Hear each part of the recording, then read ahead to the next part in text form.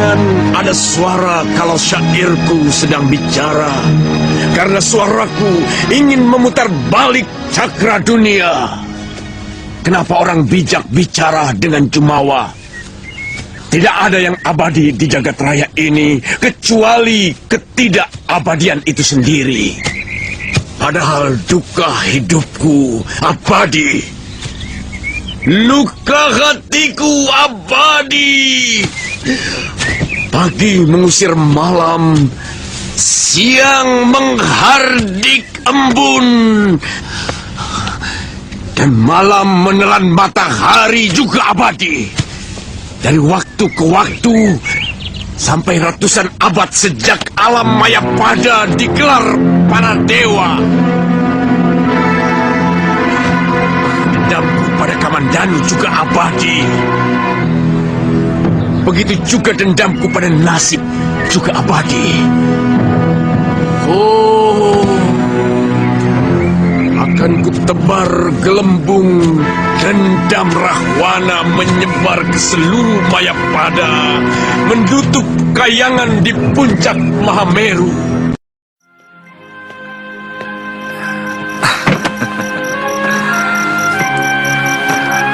Narirati,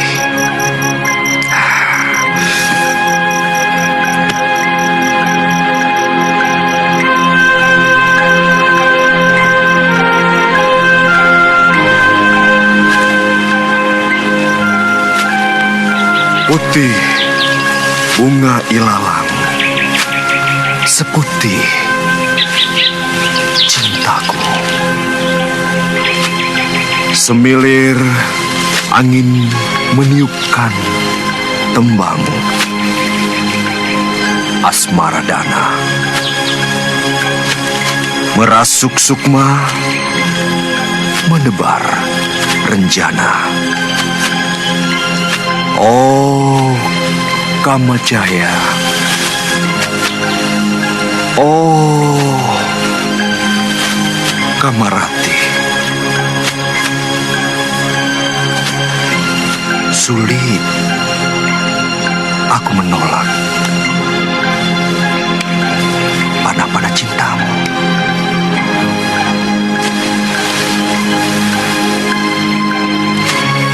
Yang kau hunjam ke hulu hati menjadi benih, tumbuh mengakar pohon asmaraku.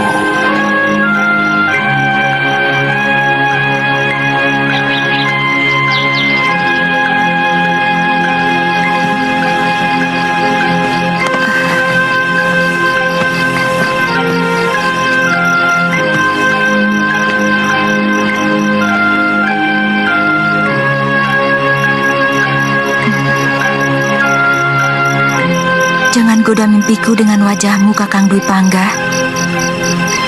Cintaku hanya untuk adikmu. Aku tahu pintu kamarmu rapat terkunci, tapi aku akan mengetuknya beribu kali. Seisi bumi dan langit 7 petala jadi saksi. Penyesalan bangga memadati rongga hati. Narirati, kau sebongkah batu karang tegar,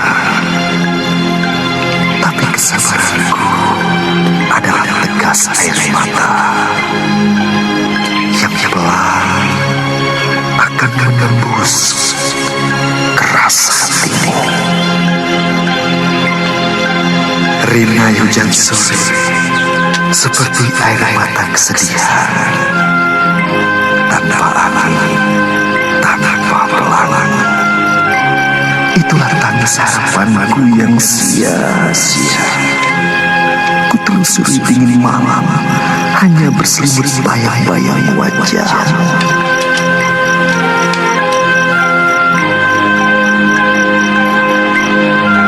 Oh, Kakang Dwi Pangga, hentikan syair-syairmu.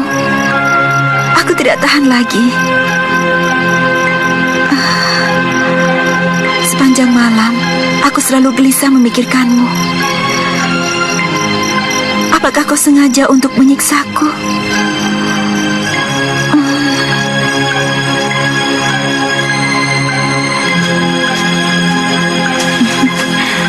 Ada apa, Palastri?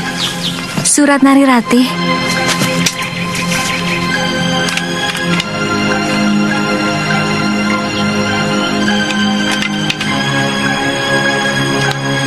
Aku akan segera ke sana.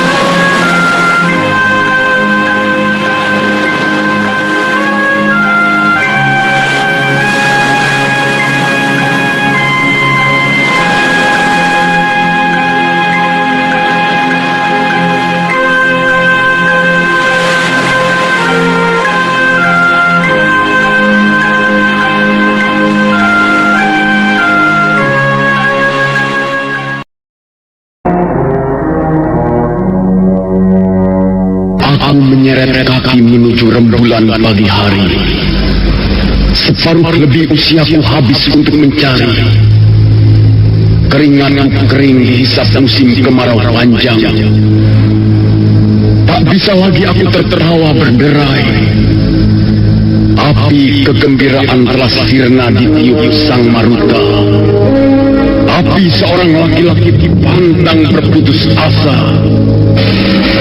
Untuk apa tidur nyenyak makan enak jika kehormatan diinjak-injak? Harga diri adalah barang yang paling mahal.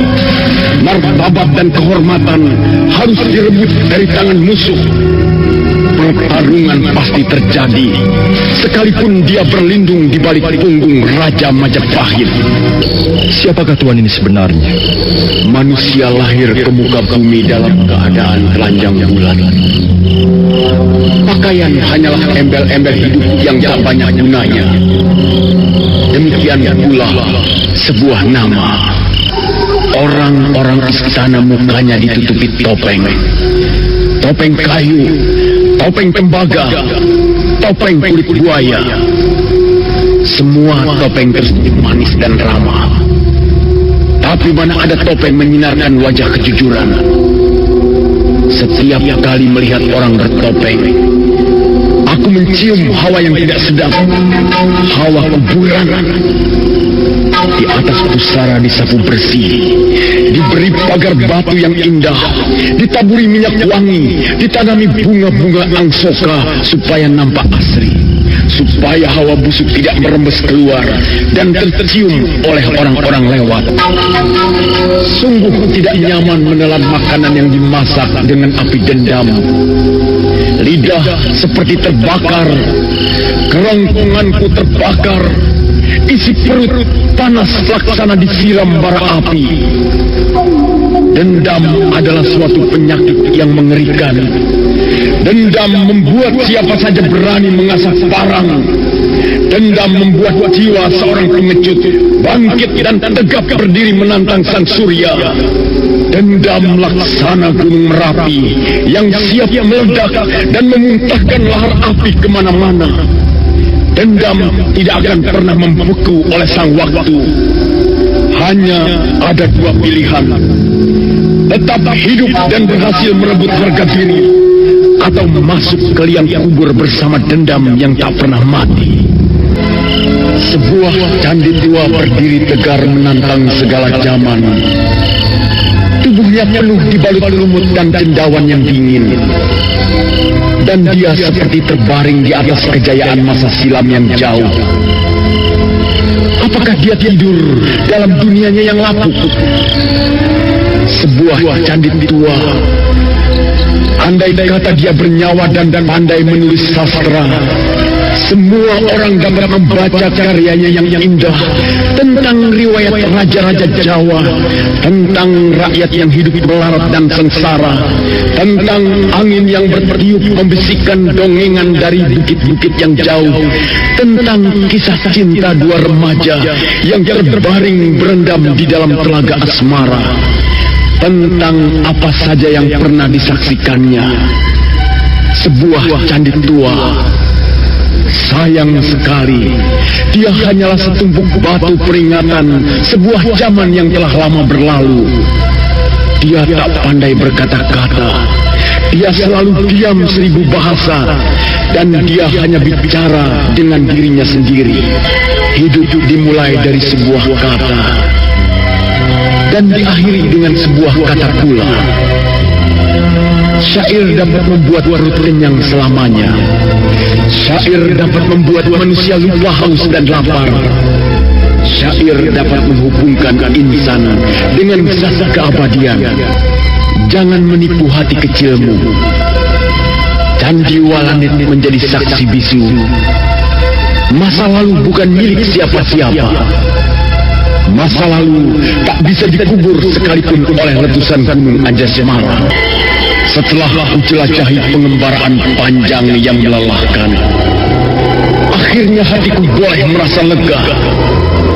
Cerita lama akan dibaca kembali, dan syair-syair tua akan bergema kembali. Setelah aku jelajahi dunia ini dalam pengembaraan panjang yang melelahkan, malam ini aku merangkak ke tebing sampai ke puncaknya. Sekalipun kabut turun menyapu seluruh tubuhku, api dendam masih terus menyala. Kurawan terbaring di kaki gunung Anjasemara. Kurawan yang jelita kupuja bagaikan dewa. Kurawan adalah desa kelahiranku. Di sanalah darah ibuku telah ditumpahkan. Di sanalah tangisanku yang pertama memecah keheningan malam. Seorang bocah berlari-lari kecil di pematang sawah. Dadanya telanjang dan wajahnya memancarkan 1000 kejujuran. Matanya bersinar dan mulutnya berteriak menyebut ayah. Seorang bocah dengan manja meletakkan kepalanya dalam dekapan bapaknya. Jika malam turun merentangkan sayap-sayapnya yang gelap, si bocah tidur dalam usapan hidungan ibunda tercinta. Dan roh-roh jahat tak berani menjamah ketentramannya. Malam pun lewat tanpa daya. Si bocah terbangun dan melihat fajar pagi datang menghampirinya. Masa kanak-kanak adalah masa yang paling indah. Indah bagaikan bunga-bunga di taman sari. Indah bagaikan tinggal di istana mimpi. Masa kanak-kanak mengalir bebas dan merdeka seperti sungai di daerah pegunungan. Mengalir dengan tenang, jujur dan suci. Lihatlah kucing hutan. Dia belajar mencakar dari induknya. Seekor macan belajar meraung dari siapa. Manusia tidak menjadi besar dengan